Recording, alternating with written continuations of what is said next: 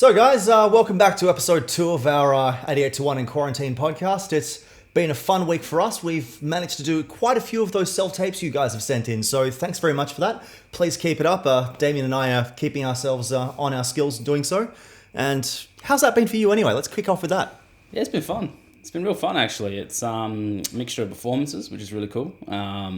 Obviously, being able to only watch 90 seconds of a clip with no context has been a cool challenge. Obviously, people sending in stuff from original screenplays, obviously films and theatre plays that already exist out there. So obviously with no context, it's been quite fun challenge, like a fun challenge to really tackle that as well. And there's been some great performances.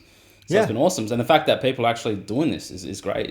Yeah, guys, it's an absolute privilege to be able to help you out like this, and we look forward to continuing to do it over the next couple of months or however long necessary until our industry gets back going. Absolutely. And good response from our first podcast last week. Cunt and I are very positive vibes there. People like the content we're talking about. So yeah, it's just about going through things that we've done and how we've gone about it, our personal experiences. And I think that these are things that I used to like to hear 5, 6, 7, 8 years ago, when people start to form their own path and stuff. I actually remember that, and particularly going through primary school and stuff. Yeah. Every now and then, you'd get the people that came into the auditorium, and talk to you about things. And it was always those guys that say things, save your money or, work hard on relationships. And you get to like your mid-20s and go, man, that guy was right, but he didn't tell me hard enough. No, that's true as well. But I also think that, my school experience, I remember, I think it must have been year 10. They have the counsellors come in, they sit you down, and they kind of say, what do you want to do? And I remember saying, media or something in media, because I think outside of sport, that was the only thing I really took an interest in. My counsellor was great for that as well. I managed to find every single university open day, went around and have a look. Yeah. That's the opposite of mine. Really? My counsellor was terrible about it. She was just said, that's an unrealistic goal, and she's like, if someone with my grades and how I was going about it should look at an apprenticeship. So it was a strange time because I was on the opposite end where your grades are probably good. They were expecting me to go for the it was called the TE at the time, which is basically university entrance examinations. Yeah. But I went to the universities and none of it was as practical or hands-on as I was hoping for, because you and I started out at Central TAFE in Western Australia. The Central TAFE guy that came to our high school, he was the only one that could answer practical questions about, no, we're going to be teaching you to do this. It was less about the theory at the time as it was, we want to get you a job. I must have missed that day. You didn't go to my high school. Yeah, it's true as well. That's very true as well. So credit to you, Ross, out there. That's how you accidentally won me. Ross? Yes. Oh, wow. Yeah, it was actually Ross going around all the schools and explaining to the hopeful students. And never showed up to mine. You missed maybe, like I said, maybe you did. There was a lot in my last year at school. There's a lot of days I missed. So. I went out of my way to drink most of high school away, as I think most leavers did afterwards. Yeah, absolutely. But moved on from there But I have to say, the counsellor that we had, she was incredibly helpful. And anytime there was a university open day that had something related to the media industry, because back then I just knew media like you. I didn't really know, what specifically I wanted to do. Yeah, to be honest, I don't specifically know what I do these days. Well, it's kind of funny. Even if you jump ahead to when we actually got to TAFE and started studying, it was kind of crazy. I think going into it, we all thought, we all knew producers and directors and cinematographers, or back then we call them camera operators or whatever it was, and we kind of knew the main roles. But I think it really opened, for me personally, it really opened my eyes when we did our first I think it was our second year, where we started doing more kind of film and TV content outside of kind of like TV broadcast, if that makes sense. That you actually understand the roles, like how many roles there actually are on a set. And that was what was crazy, because then that's what opened up the doors to the industry. And we were in an interesting year where they were still teaching according to your role. So you went, for us it was certificate, then a diploma of screen, but by the advanced diploma you split it up into and there was 6 roles back when we were doing, what was it? Directing, producing, cinematography, sound, editing, production design. Yeah. Yeah. I think they've actually streamlined the process since then. Oh, have they? From what I heard, yeah. Yeah, they should. Because even then you go in deeper on those roles. One thing that, when you go in and people are like, oh, well, I like camera, but there's so many good trades in the film industry. You know what I mean? Like gaffer, that's a great trade. You know what I mean? Grips and stuff like that. That's something that if I wasn't an aspiring writer director, that's exactly where I'd want to fall. And unfortunately, you were an aspiring writer-director that came with all the pitfalls. And well, let's kick off with that, because that's what a majority of our conversation is going to be about today, because everyone's stuck at home right now. They can't really do much. It's the perfect time for people to be a writer. And so hopefully by the end of today, we'll have some key information for you guys on how to get started, what to do if you're stuck, and what to think about for the long game. So let's kick off, because I know you're very particular about this. There's writers, there's directors, and then there's writer-director. And they're very different in how they operate, even though they have most of the words in the same name. Yeah, it's kind of crazy. So going through, and I just feel like obviously I like to jump off the bat straight away, I'm a writer-director. So what that means is I wouldn't want to stand here or sit here, obviously, and to teach people how to write per se, because I think there's more qualified and way better people at it than myself. Writer-directors, I feel, and this is how I tackle it, because again, everything could be up to perception. For me, I think I write to direct. So when I write my scripts and stuff, there's shortcuts I can take. There's little moments there that I'm like, okay, well, I know how I'm going to do this. So if you ask me, would I write? I mean, I could write scripts to then give to other filmmakers, but that's not a goal of mine. And I think that there's professional writers out there who are fantastic at their craft that, I don't want to jump on their parade, because I think that they're really good at what they do. So I don't want to put myself on that level, because I think that's disrespectful to them. But I think you probably have a bit of a different perspective writing, knowing that you're going to be doing the casting process probably. Oh, yeah, 100%. Yeah. And that's the thing for me. Like, I know when I write to direct. So I know exactly how I'm going to do it. So sometimes and that's why I love writing, because I know I'm going to make this a reality. I know I'm going to turn this into something. Unless you go down you get 60, 70 pages in, you give up on a script. Trust me, that's happened more times than more scripts I've completed. But do the good parts at least make it into the next script? I keep a lot of parts, to be honest with you. I think there's a lot of scenes or certain plot, like subplots or whatever like that I do take from unproduced scripts and put them into ones that I want to produce. As your repertoire keeps going, we're going to start seeing, how Aaron Sorkin has his Sorkinisms, which is, either, trash can being thrown on fire or, particular lines of dialogue. We're going to start seeing Damoisms. I think people argue the priority is. Oh, yeah? Do you think there are? Have you worked towards it? Nah, to be honest with you, I'd want to make a few more features before going down that road. I think shorts are great, but, they're forgotten about once you start the long-form game. Understandable. Yeah. All right. So you've decided to start the long-form game, and you've got your pen and paper ready. You've decided nothing else to do but write. How do you deal with the idea?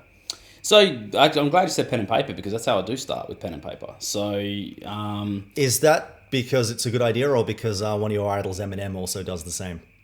Yeah, I don't think he's the only one that does that. I think that... I've always been that way. I think I started as a teenager. I think I used to write stories in a notepad. And since then, I've just had like little exercise books, those little A5 ones. Yes. So I grab a lot of... And I've got stacks of A5 notebooks that I just kind of write treatments in. So you kind of go, okay, well, you start... And sometimes it's dot points. So you can go through them and there's just dot points. And then if the dot points are good, like I can turn it into something. I start writing the treatment in an exercise book. Okay. And then what I do is I then... One separate exercise book for the treatment? Nah. Just in case it fleshes out? Or... Nah. Oh. So, yeah, it's really weird. So if you go through my exercise books, you'll see... It's kind of like schoolwork a little bit. Like, you'll open up my exercise book and you'll see the title of the feature.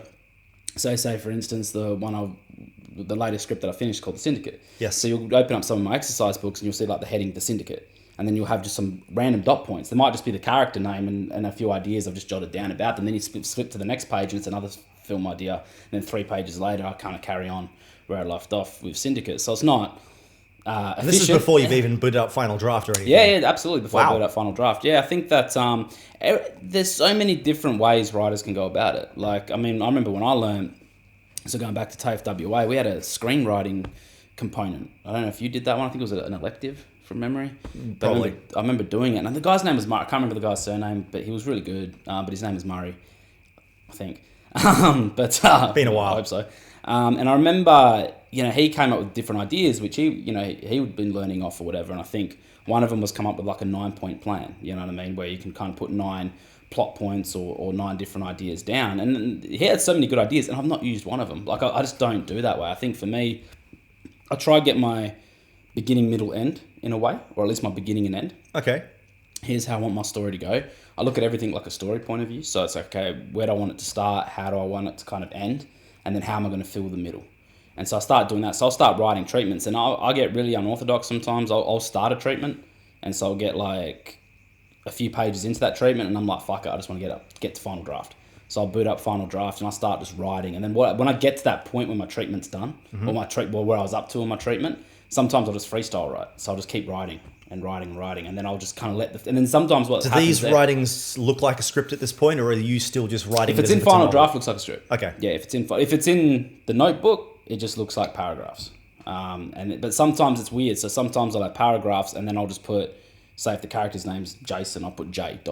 Yep. Semicolon, and then his line. If I got, and I don't do that for the whole scenes. I just do that for certain lines. So it's turning into a scene at this point. Kind of, yeah. Yep. And then you go back to Final Draft and you start to do that. And then what happens is when I go through this process, and this happens to me a lot, it's a 50-50 kind of thing. 50% of the time I start writing, I get past my planning, if that makes sense, and it starts to develop into going this way, which then goes completely off track to the ending that I originally wanted. And so sometimes I'll continue on that path, and then everything changes, and I come up with a completely new idea, and finish off that idea. Sometimes I have to stop, can it, go back and start again. Have you ever had a moment where you feel, I can't pick, I've got to write both of these out and see which one's better? No, not really, to be honest. Usually jumps out? Yeah, usually one of them jumps out. Because I think, again, this is the difference between writing to direct and just being a writer. I think for me, I always look at the tone of the film I'm trying to make.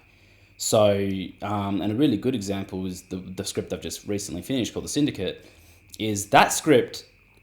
I started on this idea, and not the actual idea of the film, the script that you guys have read, but I started on this idea in 2013. I remember being in a little house in LA, and I started writing this idea because I had an idea that I wanted to. So The Syndicate, just for those, it's a crime drama. Yep. It kind of follows a young crew of career criminals who are trying to make their name in the underground of the city, Australian city.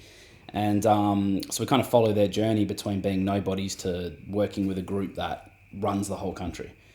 So we kind of see their journey and their changes and things like that between then. And I kind of had that idea, that core idea I've had for about 7 years. And what stopped that script from being finished, or me finishing it and saying, this is the script I want to make? It was the tone, because the tone kept changing. Because when you look at crime drama, there are so many different avenues to crime drama. Oh, yeah. There's urban, there's mafioso, you know what I mean? There's so many different... You make it British and suddenly it's a comedy as well. Exactly. Yeah, exactly. 100%. So with that one, I always went in with one tone and I felt it changing. Right. And there's when I do crime drama, I love the realism of it. You know, some of my favourite crime dramas are based off Goodfellas, one of my number one films of all time. Yep. In my eyes, anyway, in my opinion, that's one of my favourite films, and that's based on a true story. So I like to put a lot of realism in when I do a crime drama. So, you know, when I was writing, I remember writing that script, The Syndicate, which wasn't called The Syndicate back then, it was called something else. And I remember I'd be like 110 pages into it, and I'm like, the tone just changes. Like the last 40 pages goes from being like this kind of raw Scorsese type crime drama to Ocean's 11. You know what I mean? So I was like, I got to dial that back.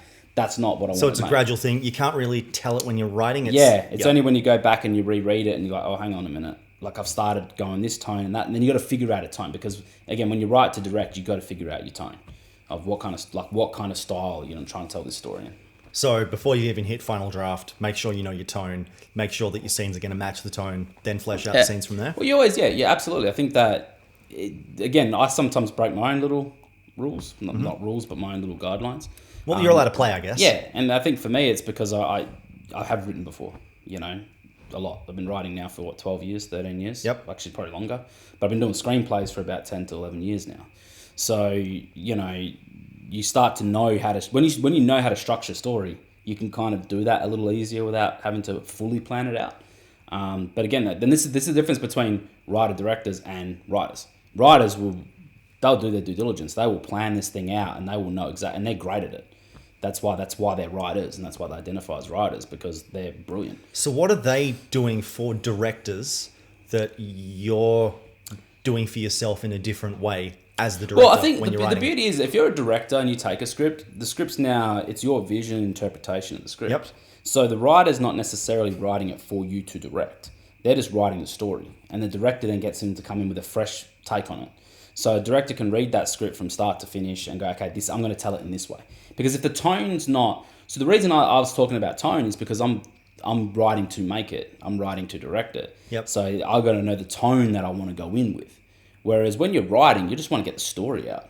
You know what I mean? It's okay, making sure that the right characters and the right arcs are being portrayed and being shown, making sure that, you know, our 3-act structures in place and in place well, and making sure that it's coming across to the way that the audience will understand the story.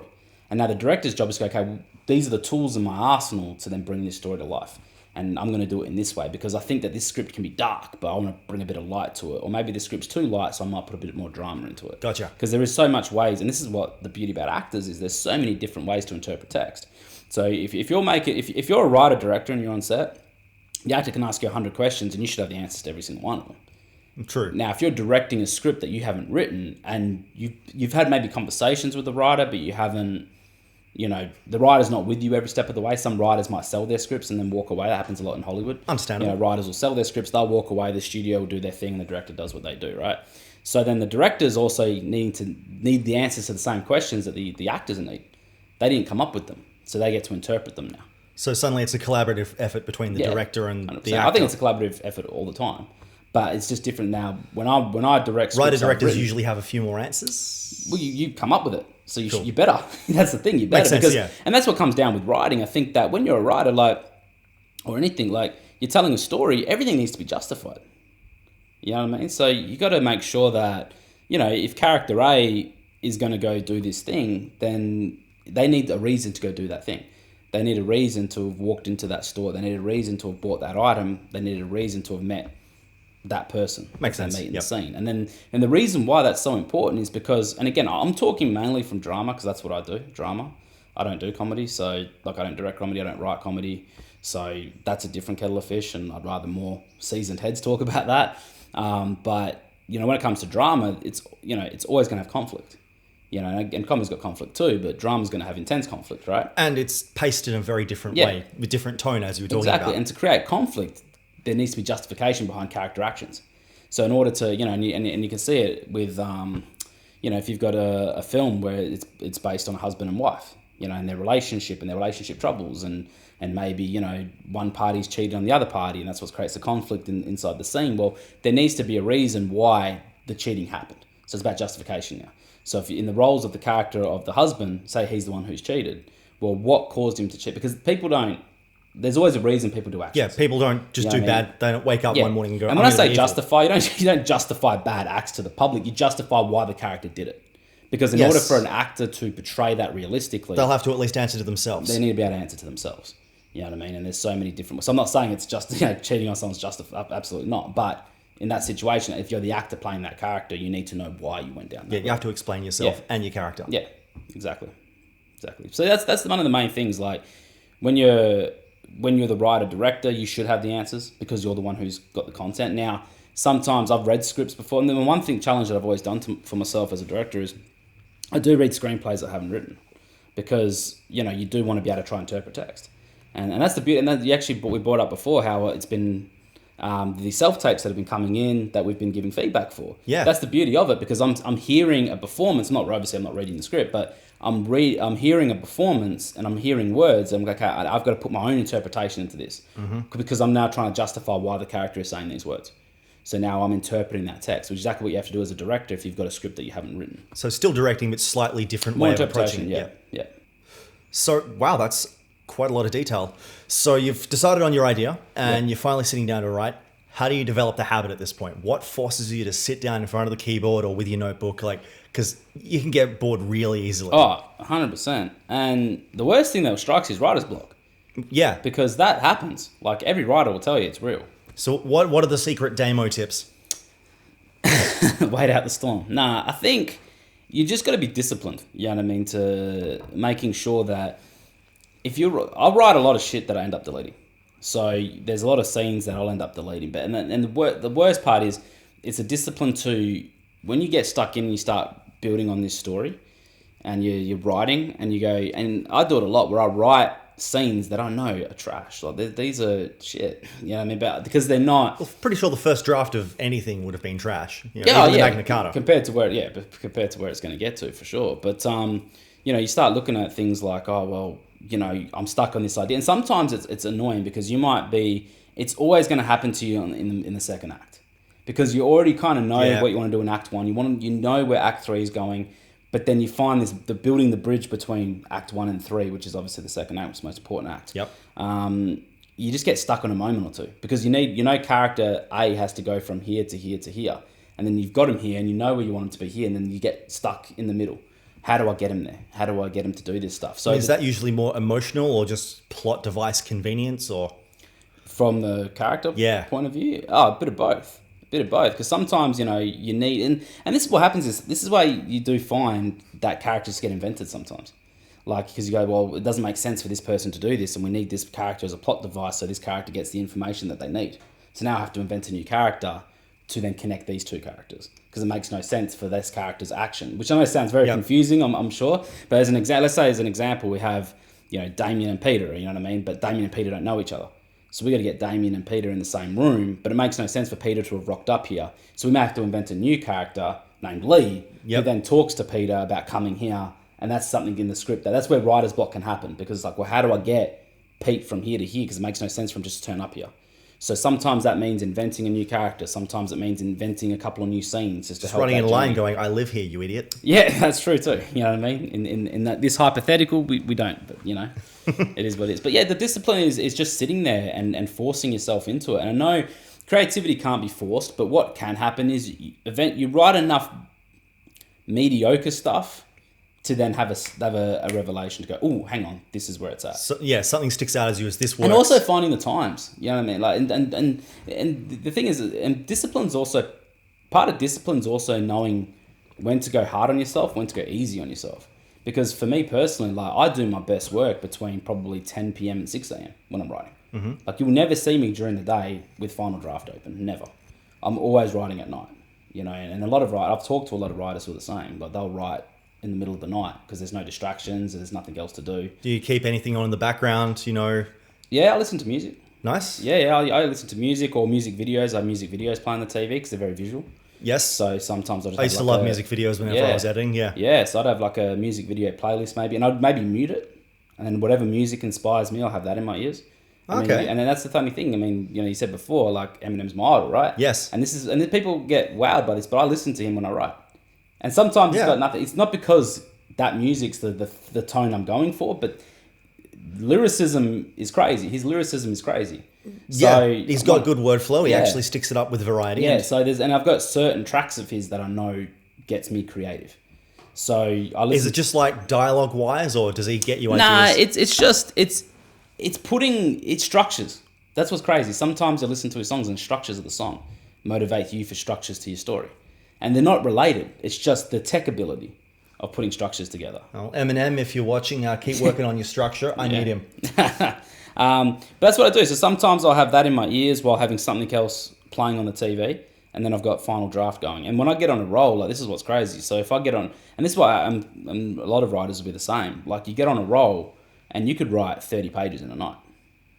And it's crazy. Like, and then there's days where you'll get a page and a half in 4 days.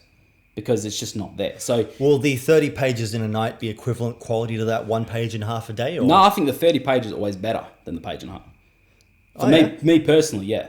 Because I think that when you get on a roll, because the beauty is when you get on a roll, I don't judge it if it's rough. I mean, if I write 30 pages in a night, which I have done before, Syndicate is a 130 plus page script. Yep. I remember writing 45 pages. Oh, wow. In I think it was a 14-hour period. And I remember when you read it back, I don't care about the structure of it because I'll fix that. Yeah. It's the idea there is the is the story. So writing a longer amount in a one writing block is a good way to develop flow? Yeah, because then you go back and you rework it. And that's what I do. Like I'll write 30 pages and then I'll go back and go, oh, let's fix it. So you'll do that 1.5 pages, another tweak later, and you're making that first 30 even better. Yeah. Nice. Yeah, and then that's what you do. So I think it's knowing when to go easy on yourself because sometimes you can sit there and you can keep writing. That's what I mean. Like I'll write. Sometimes I'll keep writing even though I know this is not the direction I want to go in because eventually I'm hoping there'll be a circuit breaker and then I'll go, okay, cool. And then I could wipe out and I've done that before. I've wiped out the last 25 pages. So do you have a particular mood or way of thinking like to trigger your circuit breakers that's usually reliable? Like once you've started, and you decide, okay, I'm going to do the writing. I've got a bit of a role here. What do you flesh out first in order to inspire yourself? Or normally it's one plot point of a scene, of a film. Not Right. the characters yet so much? It depends, but sometimes they're part of the plot point. Gotcha. You know what I mean? So it might be like, oh, we need Frank to do this. So then all of a sudden you have some ideas. And then sometimes like you'll be sitting there and I'll reread. Because sometimes what I like to do is, let's say I'm working on a script and I've jumped off it for a week. And you get busy and you're doing other stuff, and then you come back and, you know, and especially like what we do here, like there might be weeks you don't have time to open up Final Draft. Understandable, yeah. Because we're working. So, you know, you go back and you look at it, and I'll reread it. So I'll usually reread the last 30, 40 pages and kind of go, then you get ideas inside that 30 to 40 pages. So then you start going, oh, hang on, like we've done this with Frank, but I want to showcase some more of this in him. So let's create a scene now where we actually show some of his tough side, because he's supposed to be this tough character that people are intimidated by and scared by, but all of his scenes are just dialogue talking scenes. You know, so we haven't shown him in that aggressive way. So I've got to create something like that. How can I then create that without adding on to the script length? So you're figuring out And more merge how a to couple amend, scenes together, yeah. So maybe we can merge it together. So I might go back and look at a scene and say, well, you know, what if when they walk in to meet him, he's beating the shit out of someone, and then we're like, oh crap, we've never seen this side to him, and then he comes back and carries on the scene. So there's certain things you can do where you start to like look at certain characters and go, what do I want to show? Because that's the other thing as well, is when you're creating the screenplay, you also got to look at your characters and go, well, what's their arc and what's their purpose in the story? And again, a good example is the Syndicate, which I've recently completed that script. And there's so many arcs in that script. Does every character need an arc? Your mains do, I think. But also depends on the story. It 100% depends on the story. If you're talking about a biopic about Freddie Mercury, then probably not. Because you want to focus in on him. I think if it's an ensemble, yeah.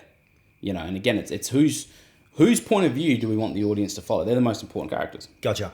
You know what I mean? So when you get into and sometimes not just, I think that back in the day it was definitely just the one character. I think nowadays ensembles are becoming more of a thing. And audiences do like to support and follow other characters, which has probably been because of the development of TV.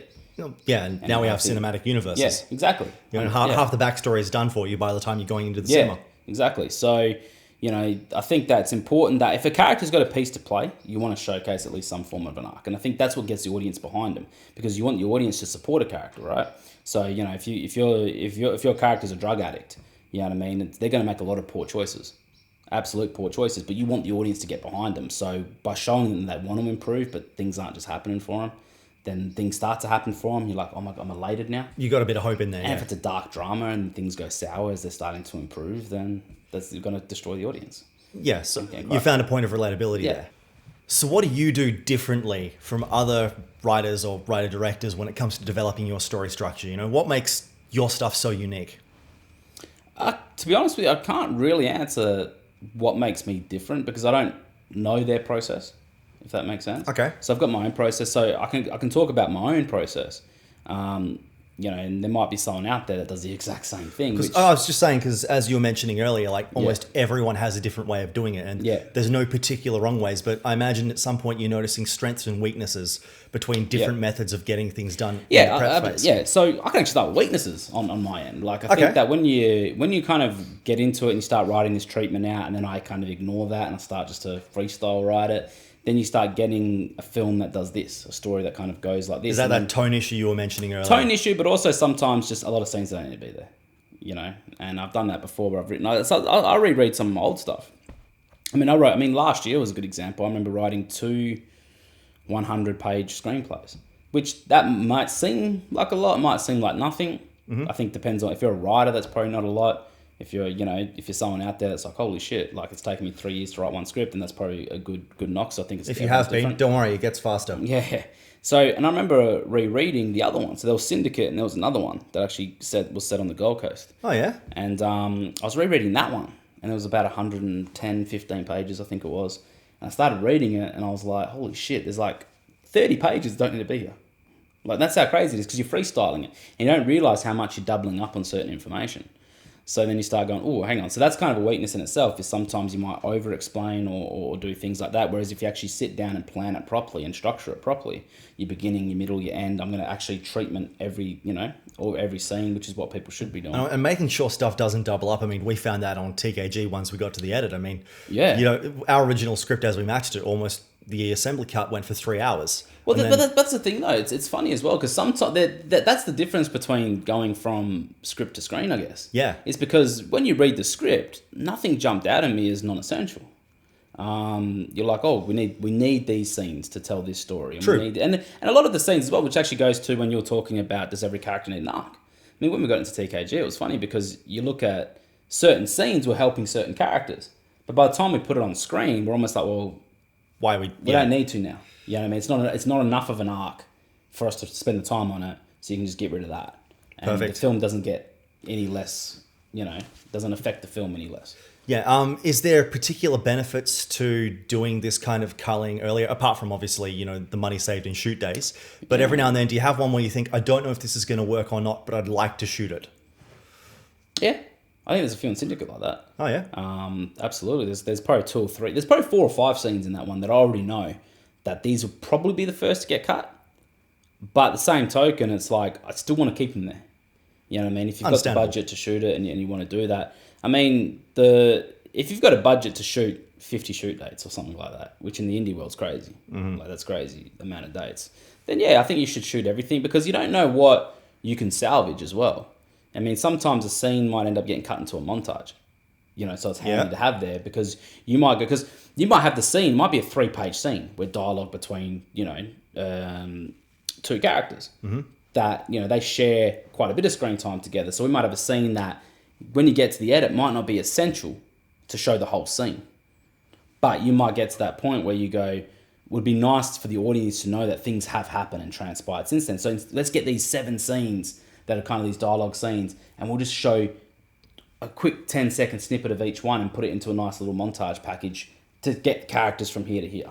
And sometimes you can do that on, when you're editing the film as opposed to editing the script. Which, that does make a lot more sense. Yeah. I think we threw in one montage, TKG, I think I remember, toward the end.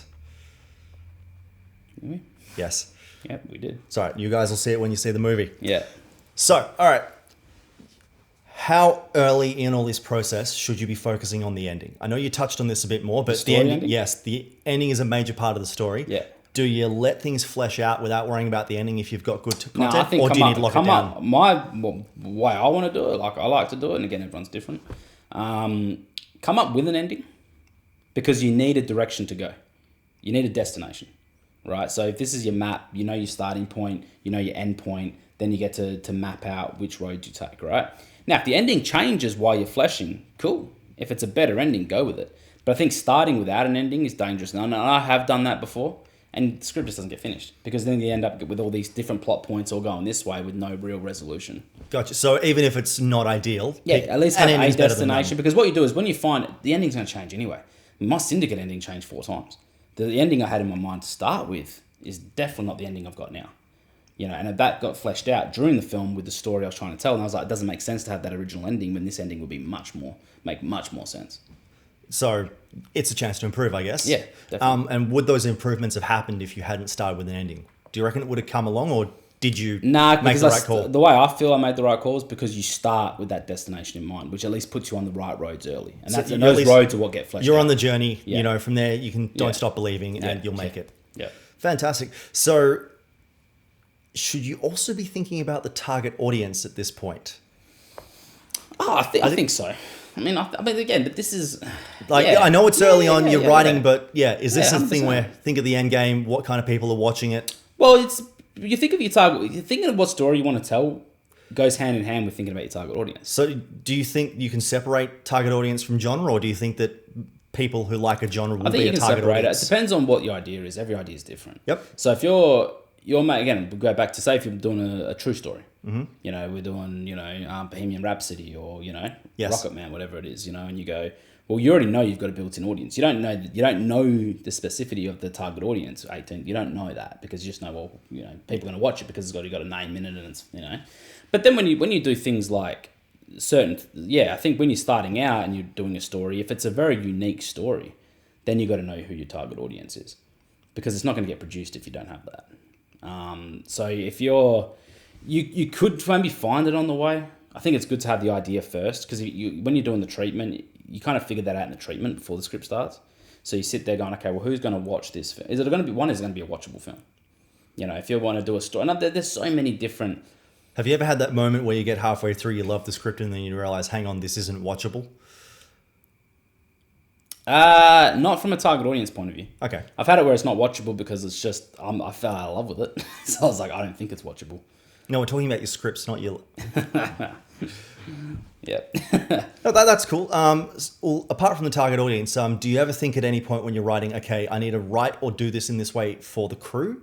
Do you write around making crew's life easier, or do you just go, the scene needs to be awesome, the crew will accomplish it? Kind of, yeah. It's a mixture of both, I think. It's not so much the crew. Like, I write a... I mean, your crew are pretty versatile. Yeah, they are. They're great. I love my crew. I love me too. Yeah. But it's also going like there's certain things I write. Like a good example in Syndicate is there's a couple of scenes in there that I'm like, they're pretty ambitious. But I've also got backups in mind. You know, it happened on TKG. Where Yes. It's like, okay, we write these scenes that we want to do because you shoot for the stars. Now, if you can't pull it off due to budget, time, Extras. Yes. whatever it is, you adjust for that too. So, but I don't think you should compromise in the writing process. I think do your due diligence and go, well, let's write the best thing possible. Now, obviously, that being said, I'm not, when we did TKG, I was like, well, I'm not going to do this high-speed freeway chase because I know we're not going to have a budget wouldn't fit in the film anyway, but we don't have a budget to pull it off. So there's certain things that I'll write to go, I can pull this off. I believe I can pull this off in the budget. Do the high-speed chase. We'll have to book it around giving the actors some jail time afterwards. Yeah, that's it. We'll do it gorilla. But I write within what I think my budget is going to be. But I still shoot for the stars. So if you then have backup options. But I don't want to write those backup options because you don't want to then glue yourself to them and have people go, well, we can just do the easy way. So they're at least in the back of your head going into shooting, but you're aiming for something, top point. Yeah. Fantastic. So, all right. You've got a basic layout fleshed out now. As far as inserting conflict into it, are there really obvious places in a script where conflict has to go, or do they organically appear? Like, how much of it is set in stone there? Because obviously you need conflict in a film. Does it have to start early? Does it have to start late? Do you The say thing about I need third act? conflict is there's so much of it. Like your main It's plot's literally driven. your main film, Your main plot's driven by the main conflict, right? Do you have to plan right at the start, the main conflict's going to go here, it's going to be this, or does that we change as introduce well? it. It's part of the 3-act structure. We introduce it early. So if we break down TKG, you go, okay, well, the main conflict's obviously The TKG. The TKG, who the Housing Commission got shut down, which creates the conflict. And then, the conflict is they're going to come and get some revenge for that, right? Understandably. So that's your main conflict. So you go into the script or story knowing that that's your main conflict. But that's not the only conflict in the film. Well, are there any situations, obviously not with TKG, but where your main conflict might suddenly change while you're writing and you realize, hang on a minute, it's better if I frame it like this or completely change it? Has any of your main conflicts ever changed, or do they remain part of the foundation of the film? Yeah, they have. I think that they've... What Actually, I would wouldn't you say be they've changed. I'd say they've developed. So what would you be looking for there if you're writing something to figure out, okay, maybe I need to develop this as opposed to sticking with my foundation? So if you're kind of going down this... rabbit hole, if you will, if you're going, okay, well, here's my main conflict. As I'm getting into it, there's like a secondary, is that what you're talking about? Like if there's like a secondary conflict or if there's something else? Well, I'm thinking like, I've got this great idea for a film, Yeah. I've got this main conflict in the middle, and as I'm writing it out, it's just not working, Yeah. and I'm having better ideas. Should I go with the better ideas? Yeah, definitely. Cool. Yeah, 100%. Like, I think, and that's what happens a lot, because you got to remember, is like, for me anyway, and again, I'm speak for me, so I don't want anyone taking offense to my opinions, all right? But when I speak for myself, I think of an idea randomly, I'll go for a run, or I'll be sitting upstairs doing something, and the next minute I've got this idea, so it's just there, it's slow. Like even last night, I grabbed my notebook, I put like 8 dot points down of an idea that I've got. And it's like, okay, so that's where it starts, and that's where your foundation is going to be built from. Now, I might get into that script and then start to go, oh, hang on a minute, this is a better story to tell. And that happens a lot, actually. I remember writing a film called St. Michael's Alley back in 2009, 2010. And I remember writing this. It was a short film script at the time, and then I remember sending it out to a few actors, and a few of them came back to me and said, this needs to be longer. Like, they're Nice. going like, because there were so many... because pretty much the film followed, and I don't want to give away too much because I'm still turning this into a feature film. This is like one of my Citizen Kane kind of ideas, but I can't wait. yeah. But it follows a character through this alley, and where he meets all these interesting characters along the way. And as long as he's not a CGI cat, I'm already in. yeah, you're safe. And so I remember when I sent the script out to certain actors who I had in mind for some of these side characters, a lot of them came back to me and was like, these characters have stories to tell. And so I remember they came back to me with that. And so I ended up having this like little revenge story, this 20-page revenge story of a bloke who's walking through this alley trying to find this other guy he wants revenge on, right? And then as everyone was telling me this needs to be fleshed out, this could be a feature film, there's so many good characters and rah, rah, rah, I was kind of sitting there going, okay, so I grew the idea to the point where the revenge story is the least interesting story now. Because these other characters that I've come up with ideas for, I've fleshed these ideas out, and I'm like, I could create this wicked ensemble film where that's just a side plot to an already, but that was the foundation to begin with. Gotcha. So absolutely, like I say, if you have a better idea, if an idea comes, don't necessarily neglect the other one, because the chances are you'll come back to it. Because I've done that before, where I start on an idea and I'm like, hang on a minute, this might be better, and I explore something else, and then I revert back. All right, so when you're exploring, while we're on the topic of conflict, let's stick with it. How do you start writing conflict? You realize there needs to be conflict here, or there is a conflict brewing. Yep. Where do you start going, okay, I need to plan out this, I need to figure out who's involved, I figure out my characters first. Characters. Yeah, and who's in there. Because the characters create conflict. Mm-hmm. Unless it's a natural disaster, Yeah. Or a pandemic. Or a pandemic. Although we could put that onto a character. But and then in a way, like the natural disaster and or whatever it is, pandemic, whatever it is, almost becomes a character in itself too. But I think that if it's just a stock standard 2 characters in the midst of a conflict or whatever it is, you've got to work out your characters. And you've got to work out their stories and what brought them to that point to really flesh out that conflict. So if you do a story where, you have say a guy who, wants to confront this other guy, about money that he's owed, then you start building the conflict from there. Okay, so you go, okay, who's the guy that owes the money? What does he owe money for? What brought him to that point? What's his backstory like? Is he flaky? What's his situation? So you build that character up a little bit. Then we build this character over here and say, okay, well, he's the one who's chasing the money. Is it his personal money? Is he chasing money for someone else? So see how you start to build and flesh the story out. So you're giving the character stakes, and then the conflict is the stake in the characters. Well, the conflict, stakes, so stakes are driven by consequence. Yes. So in terms of conflict, it's the reason why, and I tell this to actors, the reason why they call it an objective is because it's something you're trying to achieve, right? There needs to be a consequence if you fail to achieve it. And the higher the consequence, the higher the stakes. So if this guy's going to this guy looking for money, then he confronts him on it, and it's going to cost him his fingers. He's going to cut his fingers off if he can't pay. The stakes go high all of a sudden. You know what I mean? If he goes up to him and says, oh, well, I'm going to have to go to a debt collector, the stakes go down a little bit. Or if he just goes, oh, yeah, I've got that money in my pocket. Yeah, exactly. Yeah. The conflict's gone. Yeah. It's resolved very boringly, So, and it's always fun, because another thing as well is you look at, and might get off track here, but you look at certain horror films or whatever it is, or there's films that this happens all the time where you always look at a character and go, oh man, if they went left instead of right, they'd be alive. Or if they did this stupid thing, horror happens all the time. Oh, why did she run upstairs? Let's split up and find the bad guy. Yeah, exactly. Let's all go our separate ways and go into the woods. You know what I mean? To a magic killer that just pops up anywhere. So there's certain things that the better the conflict is if there's some realism into it and some justified choices. And then, that's how you can really build your conflict too. And the same thing as well, like when you look at certain horror films like that, well, is there justification behind the antagonist? Because if there's justification behind the antagonist, then that's awesome. And that creates a great film, great story. Well, well-written villains are amazing. 100%. And whereas, if it's just your popcorn generic horror where it's just some random killer with no backstory, which can be cool. I mean, don't get me wrong, I love the original Halloween, but even that had some uniqueness to it. In the way they went about it, and they kind of built the killer up as a young 6-year-old kid. And even though that he didn't have much explanation to him, it's that mystery makes it intriguing. And that the mystery became part of his character. Yeah, and then the sequels fucked it up. But, but that's where it is. So, the higher the stakes, the better the conflict. And again, that comes with consequence. What happens if you fail that objective? And that's how I build conflict. Because you've got to look at the stakes first and go, okay, well, if character A is doing this and character B is doing this, what happens if B can't pay? What happens if B doesn't do this? What happens if, if the guy who has cheated on his wife comes home and can't win her back, she divorces him, kicks him out, can't see his kids, all of a sudden the stakes go up now because he loves his kids. And you run through the scenario and suddenly realize one of them's a better line for the script to go? Yeah. All right, let's stay on the topic of characters while you're here and clearly love talking about them. I know this is one of your small passions in writing. Talk to me about building characters. Oh, yeah. Yeah, that's fun. So you always start with your one or two. Like, in a way, as simple as it sounds, if you're a first-time writer or you're inexperienced writer, start simple. Start with your protagonist, antagonist. That's the easiest way to start it. Who's the protagonist, antagonist of the story?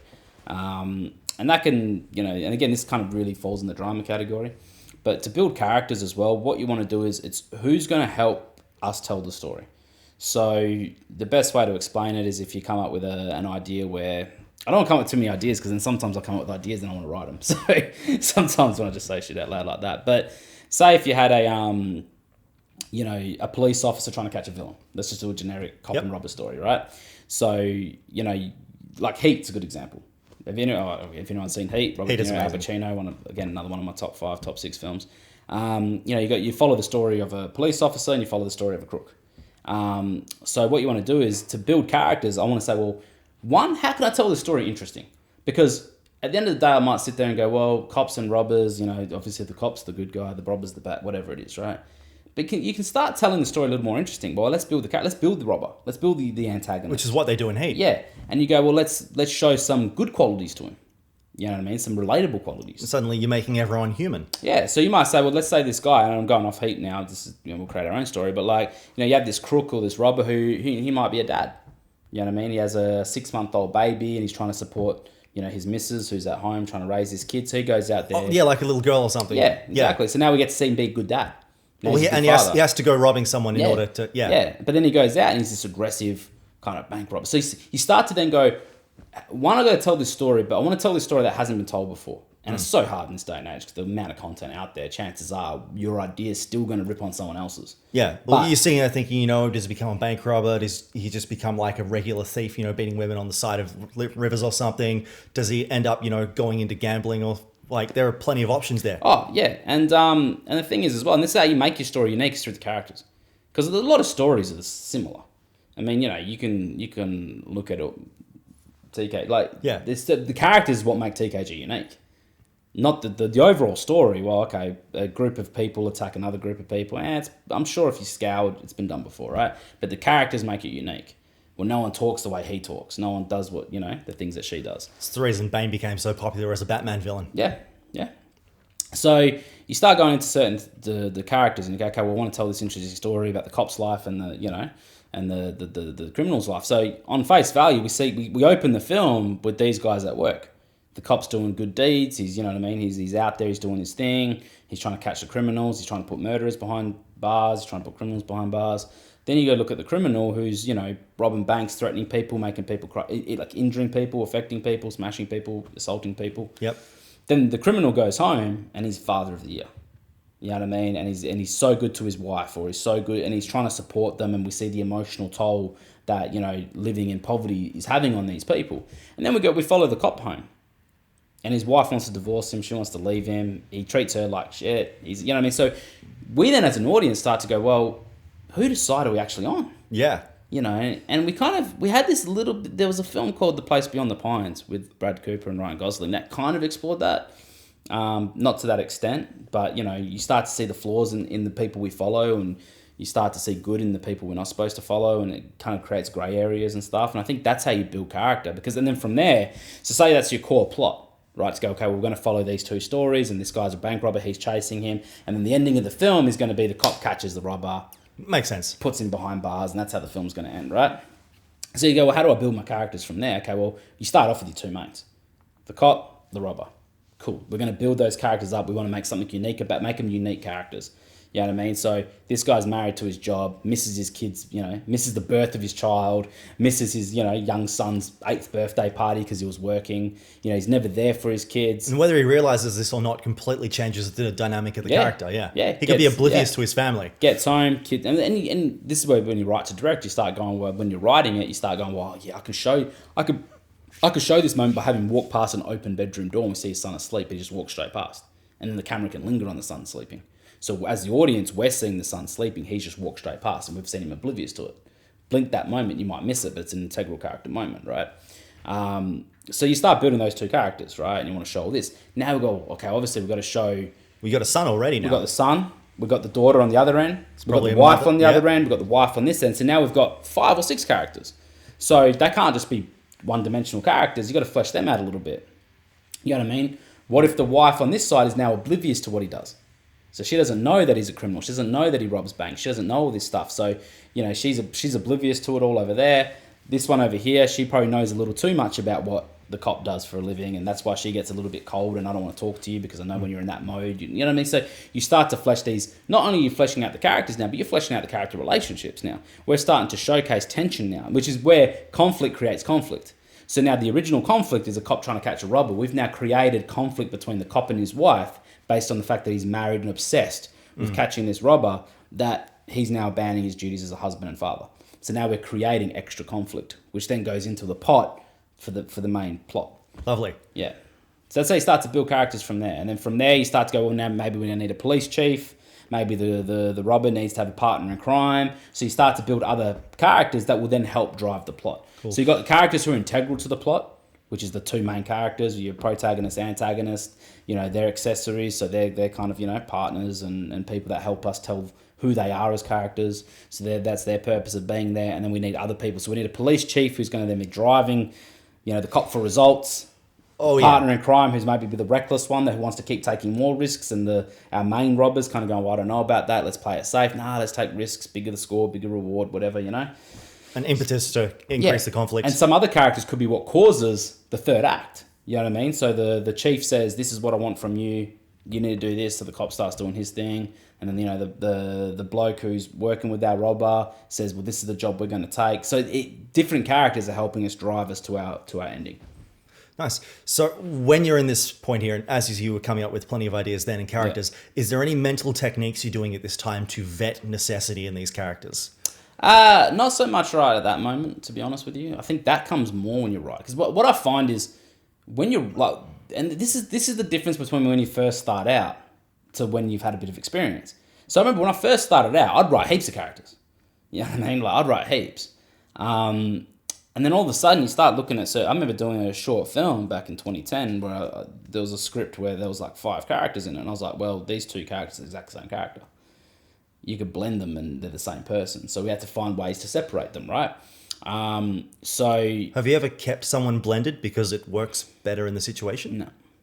No, I think that if they're too alike, it's just waste. Or even Chernobyl did that thing where they merged, you know, a whole bunch of science characters into one single, you know, lady who was an amalgamation. Oh yeah, but you're talking about merging characters into one. No, I thought you meant the other way around. Do you keep them separated?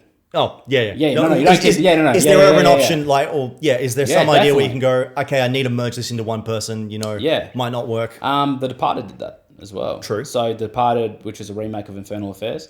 The female, the lead female who has a relationship with both DiCaprio and Damon, I think in the original Infernal Affairs that was 2 separate women.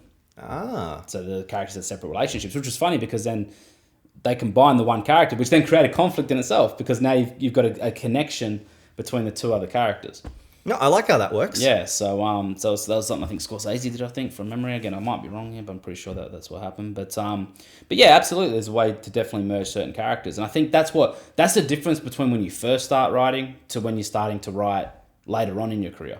Because now when I write characters out of necessity, which is what we were talking about last week with TKG. I knew there was 4 or 5 characters that were purely there to up the body count.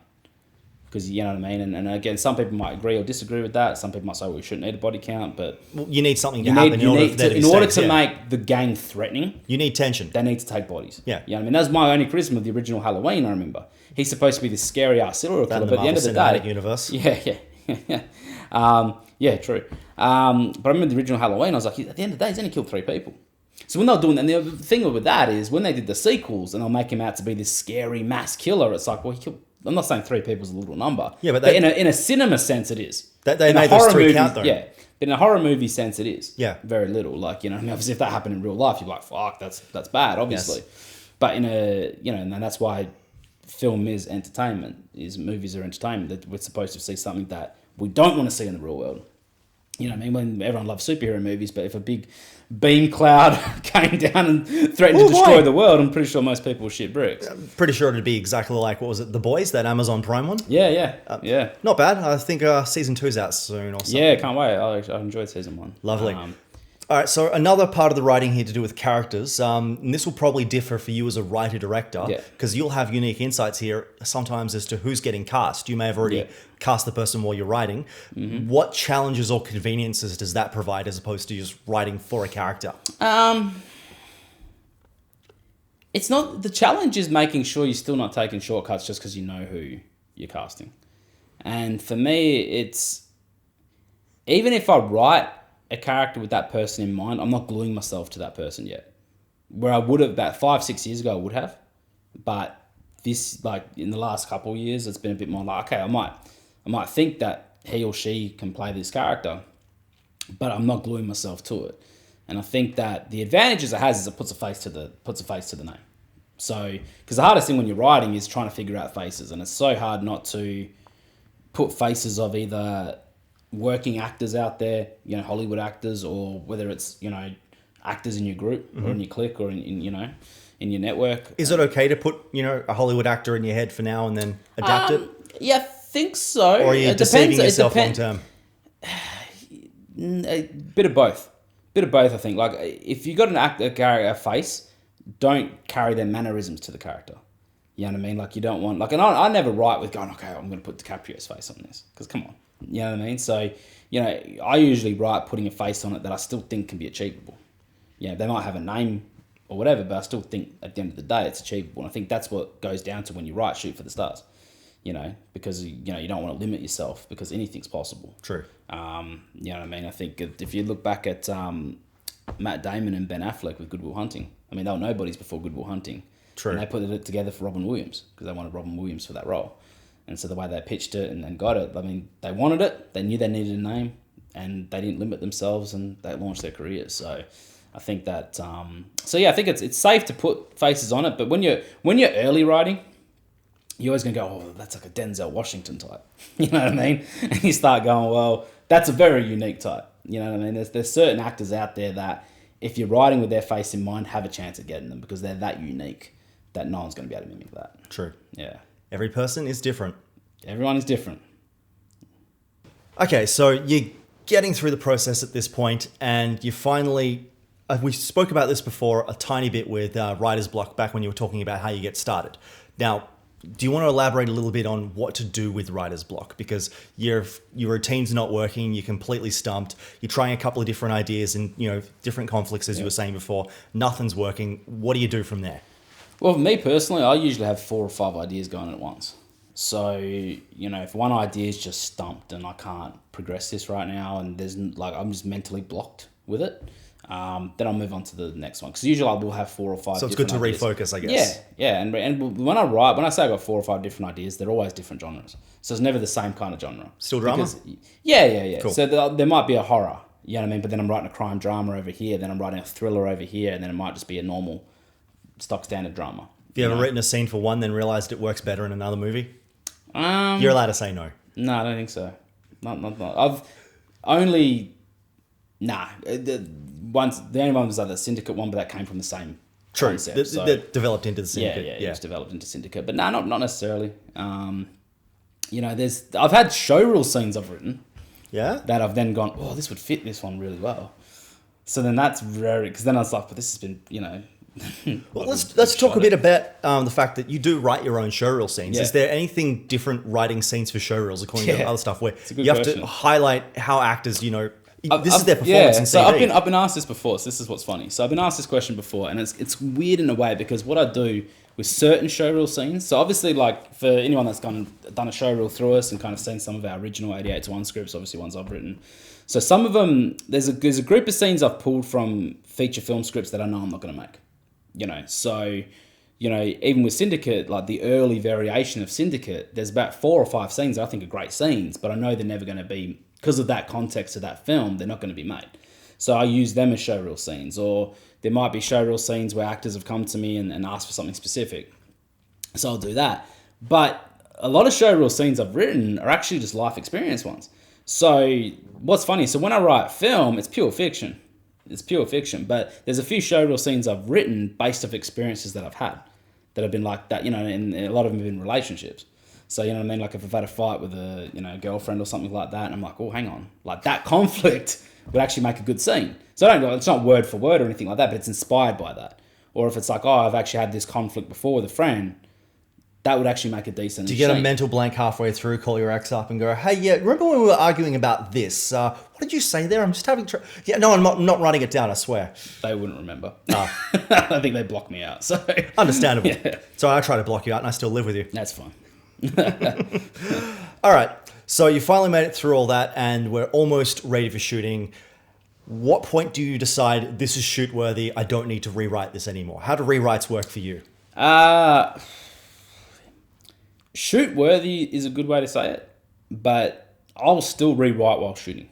I'm well aware. So, and sometimes that's out of necessity. Like Yes. something So just what's your happens out of threshold, you know? for what would? Deciding I'm going to still, you know, probably rewrite a couple of things, but this script is what we've taken a script one Yeah, into if I can production. read it without cringing. So if I can read it Good and reference. be happy with that, because for me personally, like as a writer director, you know, I know my actors are going to do something. I collaborate with my actors, right? So I sit down with them. I know there's certain scenes that I'm like, yeah, on paper it's fine, but I know these actors are going to bring something good to it. And I think that with the process of how I work with actors, like giving them as much creative freedom as I can within that. Because once I give, the way I work is, if I cast you as a character, you're now in control of that character. Now, if you want to do any changes to that character, well, you still pitch them to me, and I'm going to listen them out. Because my job, like what I want to get is by the time we start shooting, I want to be in that position to go, well, you've created this character. Like I've created the character, sorry, but you've developed this character. So there's certain things that you're going to bring to the table that I haven't written. So that's your responsibility as the actor. That's the responsibility I give them. Cool. As the actor, to go, I want you to go away. I want you to come up with their trait. Like, I'll talk them through the backstory. I'll talk them through how I created the character and where I feel they've come from. Their job is to now develop that and then pitch ideas at me if they want to change certain things. Do you think there are any strict boundaries here? Because I know a lot of directors have different opinions. I think so on this. too. I think a lot of directors are very, anal and to the point, and then and they're visionaries. You know what I mean? A lot of them are very across everything. I like to collaborate, so that's not a knock on them. If there's a director that wants to dot every I, cross every T, and be across everything, and they're talented enough to do that, sure. Yeah, I mean, Stanley power to Kubrick's you. was amazing, but every shot was perfect. Yeah, and it's like, and I respect that too. Me personally, I enjoy collaborating. Would I love to control everything? To be honest, not really. Could I feel I could? Well, I think I'd have to feel I could, because that's where my confidence is at, that I reckon I could. But when you collaborate with like a DP, like I collaborate with George, like his ideas are amazing. So if I'm going to be anal and I don't want to hear anyone's ideas or input, then half the shit I make wouldn't look as good. So you're shutting yourself out from other options. I love collaborating so much, like, because I think, and again, I kind of mentioned last week about this, I feel like a sports coach, because I feel that, I want to lay down a foundation, a game plan that then allows others to thrive. And I think that when I work with actors, and that's why sometimes with script, is you're writing it and am I happy to shoot, because I know usually what will happen is I'll do my drafts, and so my process, the way I work, is I'll write to the point where I'm happy to start production. Not shoot, just start production, which is pre-production. Yep, casting. Yep. Once casting happens and you do things like a table read and you sit down, have meetings with the actors, especially the main cast, and you start meeting with them and talking to them. And I mean, we had that on TKG. I'm meeting and chatting with Mick, and I'm obviously Sounds Mark. like a significant rewrite's usually inevitable at that point. I think so. And a lot of it comes with ideas that they've got. Now, I've had actors come to me and pitch me ideas where I've just been like, fuck, that's sick. And sometimes they've created new scenes because of it. Like, I've had to create new scenes because of it. Because I'm like, I love that idea so much. I want to play with it. Because some ideas are just nice, subtle in the background. Every now and then there might be an idea that's in your face. And you're like, that's great. I love that. And I want to utilize that. So, yeah, I think that the way I work is you get your script ready for starting the process. And then from the process starts and you got the actors, you do casting and you actually cast your actors and you sit down, you talk with them. They go off, they do their breakdowns. They then come out with their ideas of what they want to portray in that character. And sometimes their ideas are something simple as, Do you expect the actors to come up with ideas, or are you happy if they like your script and they just... Oh, look, but the thing is, like, I write to give them the opportunity to come up with ideas. The ideas aren't necessarily to change the script. The ideas aren't even to change what the character's doing. It's just building around those scenes, because there's only so much a script can do. You got to remember, like, when you're sitting there and you read the script and it's like, okay, person A says this, person B, A, B. There's 100 different ways we can shoot that scene. And that's not in talking about body language. Yeah. And there's a lot they're going to... And it just someone's saying something really friendly if their body language is doing something completely different. Yeah, that's what you do all the time. Anytime. So, your body language is always top-notch, Pete. But that's the thing. So you look at certain actors and the traits that their characters bring. So sometimes an actor might go... I've had actors before pitch me things like, I want my character to chew on a fucking toothpick. So that's not in the script. But then all of a sudden in the scene, they're chewing on their toothpick, and then when they're getting serious, they take the toothpick out of their mouth. It's like all of a sudden in that moment, that one little action of taking a toothpick out of the mouth, now, oh shit just got real. Yeah, no more masticating now. Yeah, that's it. So all of a sudden now the scene's on, but that's not in the script. So there's certain things that I'm confident that we'll get to production and make work based on the script that we've got currently. All right. So I know you don't use them as much as a lot of other people do, but talk at this point about how shot lists work for you. They don't work for me. Yeah.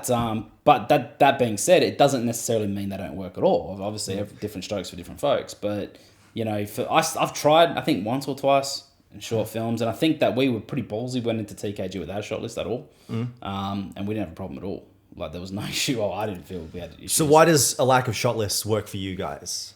I think me and George have spoken about this before. There's so much creative. Like we'll plan certain stuff. So certain scenes we can plan and go, okay, well, we want to do this style, or you know what I mean? Let's shoot Steadicam or shoot this. And you plan those out a little bit more. But every now and then there's just stock standard scenes where like we actually want to see the blocking. The reason why shot lists for me personally don't work, especially on features, is because I love to give the actors some freedom in blocking. I feel that sometimes actors have ideas where they sit, they stand, or they do a little bit of movement that inevitably just changes the shot list if you pre-plan the shot list. If we're going to have all Pete and Domo sit on two couches as they talk about writing, and the next minute I come in on the block through and say, well, I'm actually going to jump up and do this, and it might look really good. Now it's going to change the shot list. Absolutely, and the camera won't be ready for it, yeah. No, so what I like to do is I like to get into a space, and this is just me personally, I like to get into the space, look at the set, because again, sometimes a set you've seen 100 times, and sometimes you haven't seen the set after art department's dressed it. So sometimes you might look at a location, go, this looks good, then you rock up on the day and art department done a sick job. They've dressed it, they've decked it out, it's fucking awesome. And so you're like, well, actually, I want to showcase this little thing they've done over here, so I want to do like, instead of doing a wide shot from here, let's do a wide shot from there instead, so we can have a bit of foreground, this going on. And then all of a sudden, then you bring the actors into it, and again, on a feature film, you don't have the luxury, well, on an indie feature film, you don't have the luxury of rehearsing every single scene. So you haven't seen the blocking for every single scene. You've got the blocking in your head, and every script, obviously when I'm writing, I'm getting the blocking in my head. But then when you let your actors play, some of them just have ideas. Like Mick was one on TKG that loved playing the location. And I think that it helps the performance. When you can walk around the set and actually have some movement going. Make it a bit dynamic, yeah. Yeah, and if actors are doing that, then it changes the way you shoot it, because all of a sudden now you got to go loose.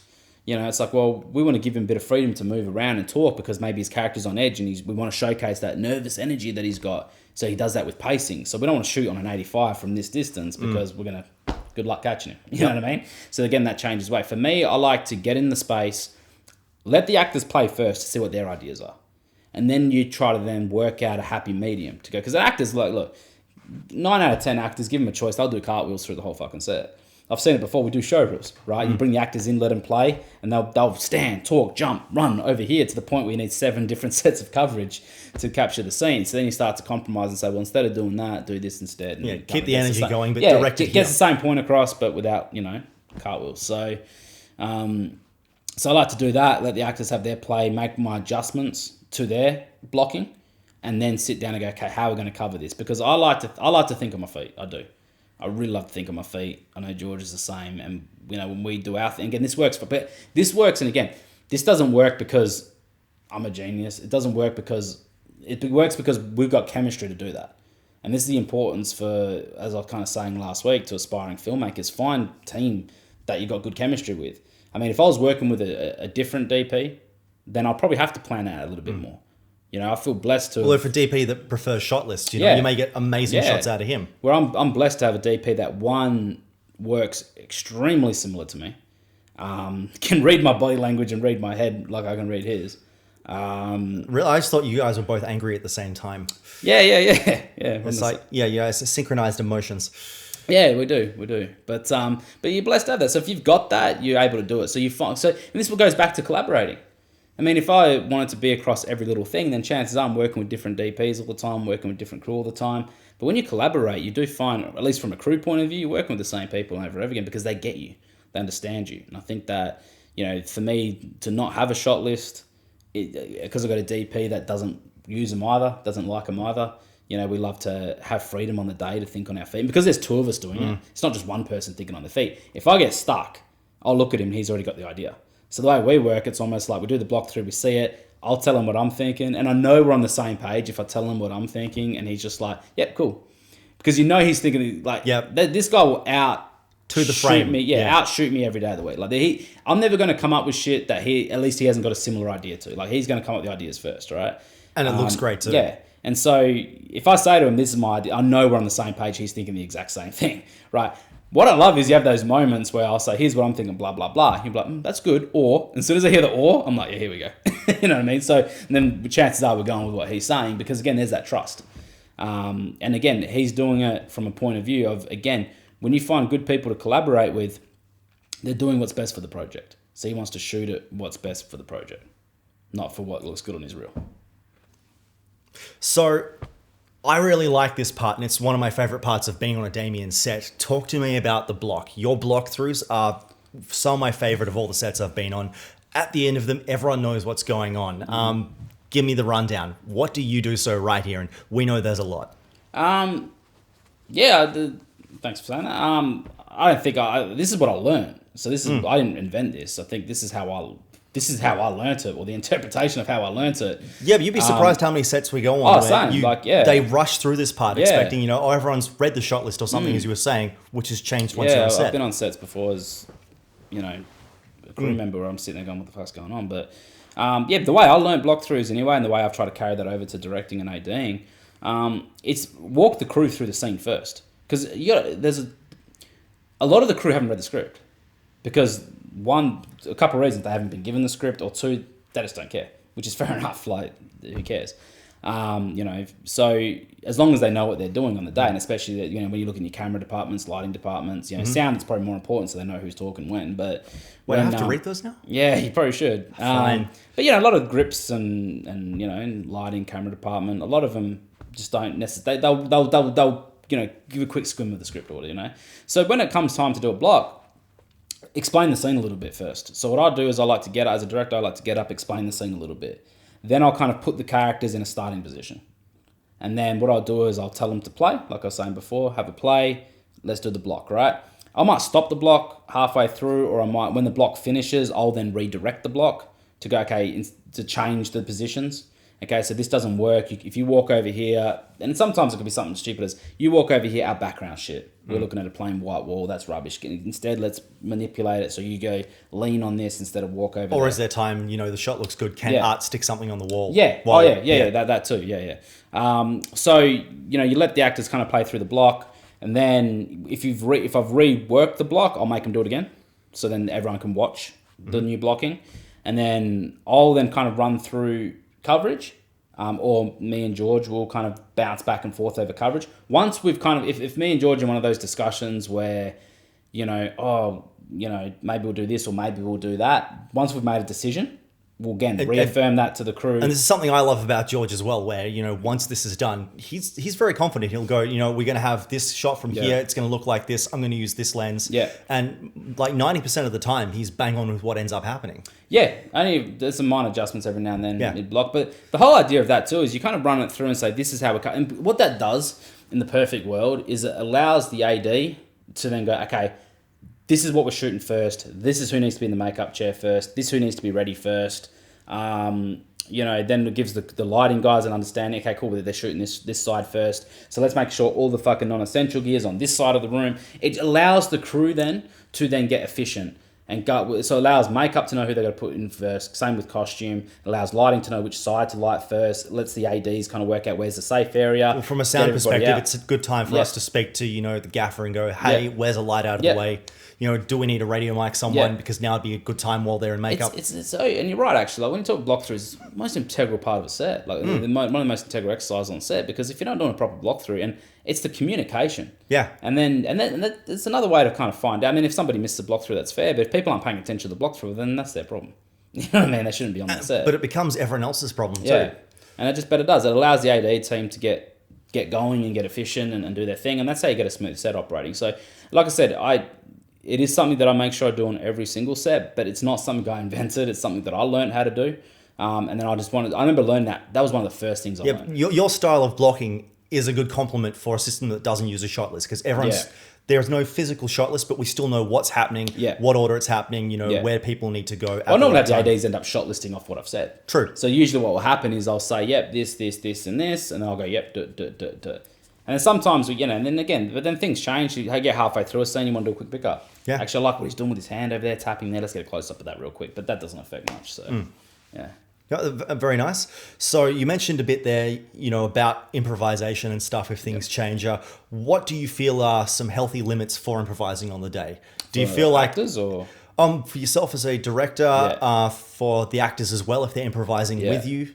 Sure, you know those boundaries here, but at what point do you go, maybe we're going a bit too far from the script today? Yeah, so that's a good question. I think that you got to make sure that if you're doing a feature length, there's got to be more limitations. And that kind of goes into everything from, because at the end of the day, the whole film story is like a story. Your storytelling, yeah? So there's so many integral moments, and I think I touched on this a little bit last week. There's little tiny moments here or there that you need to get across in order for your arc to work, right? Or your plot to work. So when you start to improv, now I think ad-libbing's fine, but as soon as you start improving and going off script in a drama piece, it can get very murky territory. You need to be 100% sure it's going to work. And, as a director, I've got to be 100% certain it's going to work. The cast want to play. They love the opportunity to play and have some fun. But at the end of the day, if we miss, and this is what gets me with, there's certain lines that I'm not a director that's glued to my lines. I don't care. Like, if you want to fuck around your lines and your dialogue, I'm like, go for gold. Whatever rolls off the tongue easier for you is what I want you to do. So I'm not glued to my lines, but there might be certain things inside that line that have to be said, because that's going to showcase your feelings towards something. That's going to showcase, a certain, what your character knows and maybe what your character doesn't know. It's going to give us a look at what your character's opinion is on a certain something, or, what their knowledge is on a certain something. So if you're ad-libbing or improving too much and you miss one of those lines, and you miss one of those, like the moment that line's supposed to get across, then all of a sudden you're lacking something integral that might have to pay off in a scene or two time.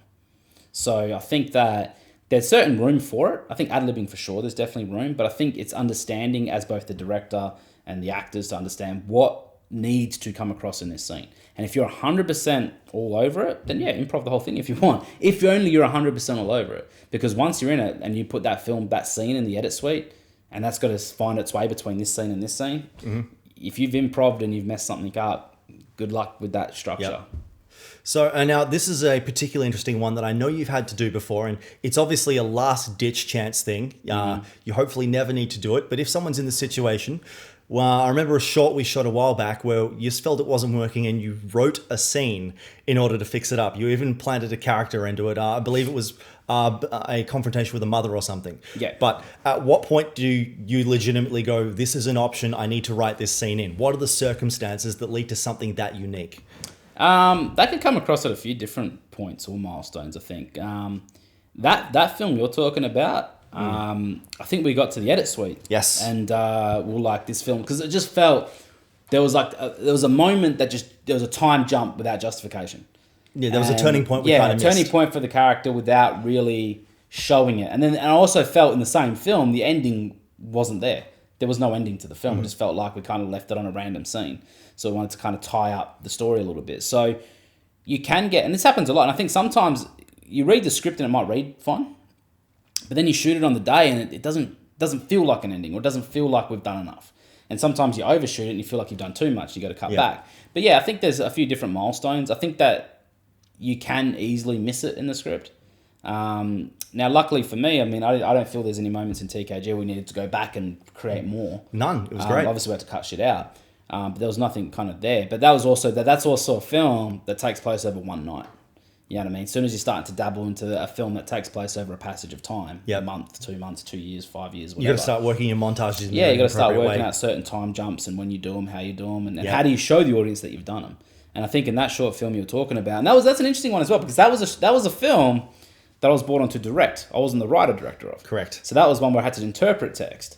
And I remember when we went into it, we were happy to shoot it. I mean, we'd done a lot of work on this. Me and the writer had worked together to do a lot of work on the script. But I guess once we got in there, and I remember that film specifically because we shot it. From memory, I remember we shot it. I went off to a different project for about 4 weeks, 5 weeks. I went on to a different project to AD. Then I came back to edit it because obviously when you're ADing, it's a full-time commitment. So I remember when we came back to edit it, it was almost that's when it came across to us. We'd done the first cut and it was like, something's missing here. It just feels like the film just jumps and there's an unjustified jump. And then that's a good question too, because then you go back and say, well, what is it actually missing? Because you're right, you hit the nail on the head. It was missing its turning point. There was a massive turning point for the character to get his life together. And so it's like, well, how is he going to get his life together? What do we need? And that's where we came up with the idea of tough love scene.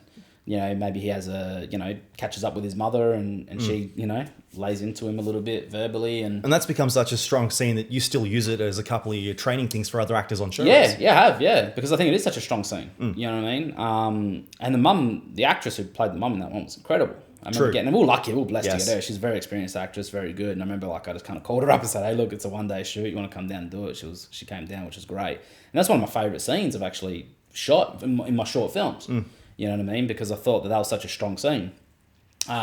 So I don't think there's ever a wrong time or right time to figure that out. I think that if it's a necessity to do it, doesn't matter when you come. Obviously, ideally, you want to capture it in the whole script writing process, which would have been nice in that thing. Because it's a short film, to be honest, there's probably no real excuse not to have done it earlier. I think with the feature length, you can be... And sometimes the feature length can change too. I mean, you might make the feature length and then you've cut out 3 scenes because you wanted... Or maybe you had to cut out 3 scenes because... we had to cut this scene because this doesn't make sense anymore. We had to cut this scene because that doesn't make sense to you. But there's a couple of things these scenes did that we don't have. So we might have to go back and shoot something to make up for the fact that we had to cut them. Makes sense. Where I guess in a short, I mean, we should have picked that up a lot earlier. But again, this is what I said last week. These are part of the things you learn on the way. Mistakes that you pick up. And it's something we did, which, made the script and the final story work. Yeah, it did. Yeah, it was good. Lovely. All right, so let's finish off on another aspect of the process that you love to get involved in, not just the writing and pre and the directing during production. You also edit as well. Is being an editor-director in a similar relationship to being a writer-director as it is to editor and director as separate roles? Kind of, but in reverse. Like, that's an interesting question. Because obviously when you're writing to do something, right? But when you're editing what you've done. You've got the something there, yeah. And so you do get a little bit... The biggest challenge of being an editor-director is it's being easy on yourself to go, oh, fuck, I wish I did this. To not be too critical. Especially in you remember me going through TKG and... Well, I remember because I, as an editor working with you on it, I was willing to, get rid of a lot of different things to what you were at the start. And you were like, no, this has to stay in because when we cut this together or this scene, this will work. It was a very different way of tackling raw pacing and necessity versus what was coming. But also, exactly, because also, and this is where the Catch-22 comes, there's certain scenes I watched and I was like, oh my God, I hate it.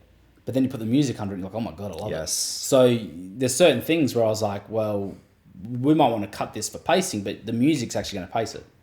You know what I mean? And the reason we have this in is because we're cutting from this to this to this to this to this. Being an editor director, it's also understanding and knowing, there's an integral character arc for one of the characters in TKG where, me and George had a disagreement to cut a scene. And I was like, you cut this scene, you lose an arc. And as an editor director, it's important for me to be a part of that process to then say, no. You might not like this shot or this scene because of... On the day, there was this thing that we couldn't get rid of, so technically it's not as great as it could have been. But necessary for story. But from a story point of view, 100% necessary. Good and the thing is, and the hardest thing as well is, when you're an editor-director, you can still make... there's a difference between cutting scenes out because, the story makes or doesn't make sense because of it. I mean, there's 3 or 4 scenes you can cut out of TKG the story will still make sense. But it's not as good. Yeah, it won't be as strong a story. Yeah, it's not as strong. And you miss certain arcs and certain powerful moments. You can get rid of them and still have a story. And that's the other thing about being the editor-director. It's no, there's still... I know that can go and people still know what's happening. But it's such a strong moment that will then pay off so well. So all of a sudden the ending's better because of that moment. So, you know what I mean? that's another thing as well, is like when you're editing, you do get precious over that stuff, because it's like, but then eventually as you watch it, you do compromise. So I just found, I mean, you probably have to talk me off a cliff a few times during that when I'm sitting there going, I fucking hate this and fucking hate that. And you're like, calm down, Calm down is, I'm usually saying it to myself at the time for dealing with you, but... Yeah. No, but good to see. So that was a great exploration of your process all the way through from starting with writing. And I hope you guys at home and wherever you're currently sitting around the country or the world took a bit of advice from that. Get down, start writing, and just put a couple of ideas down. If something's not working, move on to another idea. Just on that with advice with writing as well. I mean, and I say this because I've actually I speak to a lot of actors who are trying to write, or like that are writing scripts right now. You know, good time to be. But even over the last couple of years, and one of the biggest things I actually do want to talk about from writing, pure writing, is it's the courage to show people your work and being able to cope with constructive criticism. So this is something early on in my days of writing that took me a little bit to come to grips with. So showing people your work's like ripping off a Band-Aid. Like, people are so fucking nervous because they feel vulnerable, like, or they feel, I mean, it's something you made. Yeah, and you've written this thing and you give it to someone, and, if somebody picks it apart or tells you certain things with it, then you start to get a little bit, oh no. And I remember the first time I did it, I feel fucking terrible right now because I can't remember his name, but there was a lecturer at TAFE who wasn't one of our main lecturers. He was a main lecturer before we got to TAFE. But he was still pretty widely known in the circle, right? And I remember it was our third year, and I remember I wrote this film, the short film. So I did this short film in my last year at TAFE called Walk Alone, right? And I remember writing the script during the final year to make. It was what we had called off-slate films, which wasn't an official TAFE film, but it was something that we were doing as TAFE kids. And I remember I wrote the script and I sent it off to him because he was kind of mentoring me a little bit. Like, he was mentoring maybe me and 3 or 4 others that had kind of taken an extracurricular interest in certain things. Yep. So we went to his house, right? So it was me and another friend of ours from film school, right? And so we go over there because I'd sent him the script. You know what I mean? And he picked it apart. He ripped it to shreds in front of me and her. And I was, a little embarrassed, obviously, by it, right? And he's picked it apart. And I was like, 18 at the time, 19 at the time. And I was just stubborn as. And I was like, he has no idea what he's talking about. He's got no fucking clue. These professionals. Yeah, I know. And I was so stubborn about it. And he goes to me, you should make a film like this. He had an idea for a short film that he tried to give me. And he was like, you should make a film about this. And his idea, I was like, boring. In hindsight, I look back at it now, it's actually a pretty good idea. It was like a Russian roulette kind of thing. You create tension through a group of guys playing Russian roulette with a gun. Like, and in my head, I was like, whatever. Because I wrote this like 15-page, 16-page script called Walk Alone. That was kind of this, follows a hitman and shit like that. And it was just things that, 18, 19-year-olds write about. Yeah, exactly. And it was. And I remember writing it, and then I ignored him, and I was like, he doesn't. And I remember it was embarrassing to get your script torn apart in front of a friend. So me and her kind of exit this place, and I was just like pissed off because I was like, what the fuck does he know? And I was so stubborn. And then I went and we made the film. And my God, it's the biggest piece of trash I've ever made. Like, it's terrible.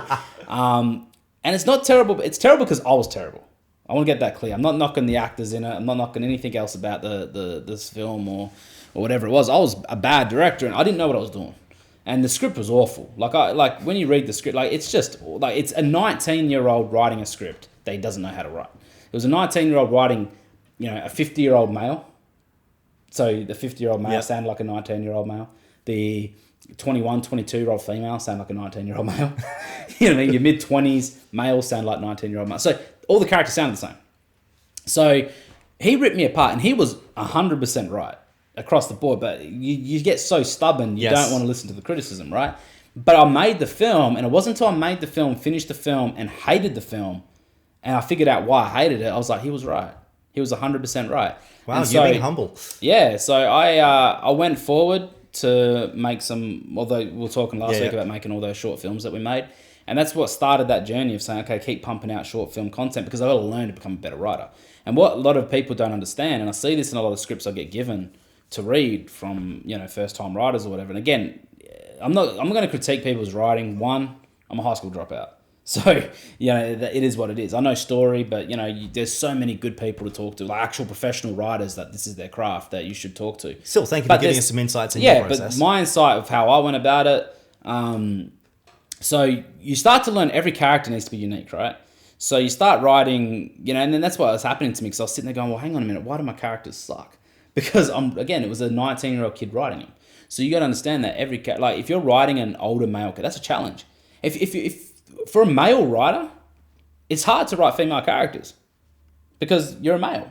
Mm-hmm. You got a male's point of view. You got a male perception. It's so difficult to write female characters, right? That's why when you read a script written by a female, the female characters are so empowering and strong because they're written by a female. Same thing. I can say a female writer would sometimes struggle to write a male character, right? And I imagine they both get better with practice. Yeah, do. And you absolutely do because you study. You absolutely study, and you study everything around you, relationships that you have, friendships that you have, how to, and again, you also understand is... If you're a friend of Damien, second guess everything you've ever said to him now. Yeah, I've used it. But nonetheless, it's all leverage. Yeah. So you kind of look at these things, and you also understand, so then you break down the gender and the age group, because that's the most important thing to do. Okay, you got a 50-year-old male or a 35-year-old female. That's the broad side of it, right? So they've got to live that life of a 35-year-old female or a 50-year-old male. But then you got to create the uniqueness in them as well. And how do you create that uniqueness and this is what happens when you're learning to write, is because then you say, well, this is where we were talking earlier about building characters. So then you're building the characters up from scratch. So it's kind of like, well, what would make, if we're writing a 35-year-old, lawyer, mm-hmm. and she is, stubborn as fuck, and she's an alpha, she's mean, yep. Know what I mean? So you start, well, what would create that? So you study that and you go, okay, what would create that? Well, maybe, you know what I mean? A few tough times. Yeah, a few tough times. She's had a midlife crisis. Yeah, she's had to write, well, might be a bit young for a midlife crisis, but she, she's had to work her butt off for opportunity. Mm-hmm. A lot of people argue that, in that kind of realm, she'd have to work extra harder she maybe grew up in a boys' club. Yep. So she's got to be louder, she's got to be a bit more aggressive, and she's got to do it, which then creates this way. And credit to her for getting there. Yeah. And 100%. Suddenly she comes out as a stronger character. But our audience perception, she might be mean. And that's that's what I love about writing and stories, because on face value, she might seem mean because we haven't seen the challenges and obstacles she's overcome. Yep. And that's what you want to flesh out in the script. And that's what you call a character arc, is how do we showcase this woman who has probably had to fucking fight and bite and chew through every single thing she's had to earn for and work twice as hard. But she's out of that, she's almost become mean. So when she gets her assistant, she treats him like shit. You know what I mean? And when this happens, she treats him like, so then we start to explore that a little bit more. And I think that's the challenge that first-time writers have, is if you are young, like I was, and even if you're an actor and I think actors make great writers, but to be honest with you, because they've been trying to study and build characters since the dawn of time in their career. So they end up becoming good writers as well. I mean, it is a key part of the filming process. Yeah, absolutely. So, but what happens is when I read their scripts, and especially the first draft of their scripts, all the characters have the same voice.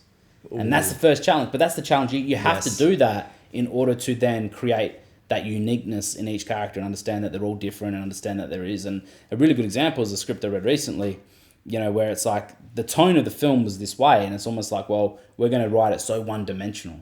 So this is who we want the bad guy to be, this is who we want the good guy to be. The bad guy's going to be just blatantly bad, and the good guy's going to be flawlessly good. Ooh. And I'm sitting there going, yeah, but that's not good story. Your good guy has to have so many flaws, and your bad guy has to have a point. Yeah. Otherwise, your good guy's unrelatable, and your bad guy, well... Yeah. But the biggest advice I give to people, especially, and that's what kind of started this rant, is just send your shit out. Because you got to cop that criticism, man. It's not being rejected. Like, if you're a young guy and you're afraid of girls because, you don't want to get rejected, you got to ask her out to know that rejection's not that bad. Mm. The same thing with writing. You got to put your shit out there and get it critiqued and have somebody tear it apart, because it'll hurt. I'm not going to say it doesn't hurt. Of course it hurts. I mean, no one wants to be told their stuff's no good. But enduring the pain is how you build up resilience. It's once you learn what they're talking about.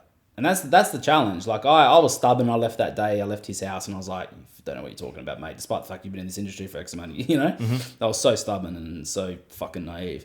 But, when you learn, when I made the film and made the mistake, that's when it all clicked. So that being said, if you write something and somebody says, oh, it's trash, and you don't believe them, go make it. Because you're going to win either way. You can make it and it's not trash and in their face, good for you. Or you can make it, realize it's trash, understand what they're talking about, because nobody wants to. And I see this actors all the time. And even now, I'd be interested to see a lot of the actors we've given feedback for on their self-tapes. Because sometimes, a lot of the self-tapes have just been guidance or whatever. It hasn't been too much constructive criticism. But when you give constructive criticism to a performer, a lot of times they're only absorbing 30% of what you're actually saying, because the other 70% is just so insecure. And that's what we all do as creatives. We're so insecure. Well, it's our job to be emotional. Yeah, any person that tells you that, oh, yeah, I don't really care if people like my stuff, come on. Like, You're in the wrong industry for that. You're building. You're doing this to entertain. Yeah, That's what you're trying to tell. You have to be relatable, if not likable. So if you're writing scripts that you want people to like. You want people to want to make. You know what I mean? If you're acting, you want to give a good enough performance that people are saying good job. So when you're getting critiqued or getting constructive criticism or just criticism in general, and some criticism can be mean, and some people just jump down you and say you're this and you're that and whatever, it's fine. That's why YouTube. And after that, I'll start talking about your script. That's why YouTube has a dislike button, so people can just be mean with a thumbs down. But it is what it is, and that's part of the process. You're pretty mean with a thumbs up these days. Yeah, that's true. That's true. Yeah. You can be. That's cold. Having a thumbs up is cold, but absolutely. But yeah. So that's the thing with writers, and if you are an actor who's writing a script, look, send it out. It's nerve wracking. It's fucking you're gonna hate it if somebody picks it apart. But it's a necessary part of your toolkit. It's a necessary evil to build resilience. It's a necessary thing that you just got to do to improve. Yeah, being resilient should be part of your journey. And I'll tell you what, one of the biggest, and again, and I say this because I'm not a full-time writer, is when you start to see your scripts improve, that's one of the biggest rewards you can give yourself. Is when you start to see when I remember when I was writing from 2012 is when I really started to like my writing. I think 2007, 8, 9, 10, 11 was almost like writing for the sake of just making something and kind of just being like, we'll try and make it look good as opposed to the script's average. And then 2012 came and I remember I wrote a short film script and I was like, fuck, I actually like this script. It was the first script I remember writing going, fuck, I love this script. Oh, good place to get. Yeah, and then from there, it's always like, well, I'm not going to produce it unless I like it. So early days, I'll just make it anyway.